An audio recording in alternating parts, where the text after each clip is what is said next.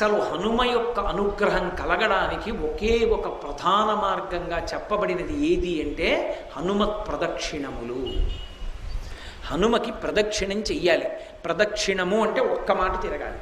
కానీ అది 3 మార్లు తిరగచ్చు, 5 మార్లు తిరగచ్చు, 7 మాటలు తిరగచ్చు, 9 మాటలు తిరగచ్చు, 16 మాటలు, 21 మాటలు, 108 మాటలు. పసుపు కొమ్ములు కానీ, బియ్యపు గింజలు కానీ, వక్కలు కానీ వీటితోటి ప్రదక్షిణం చేసేటప్పుడు నిండు గర్భిణి ఎలా నడుస్తుందో అలా నడవాలి. ప్రదక్షిణం చేస్తున్నంతసేపు కూడా ఒక శ్లోకమే చెప్పాలి. రామనామ భజన చేస్తూ కూడా ప్రదక్షిణం చెయ్యకూడదు. హనుమత్ ప్రదక్షిణం చేసేటప్పుడు చెప్పవలసిన శ్లోకం ఏమిటో పరాశర సంహిత చెప్పింది.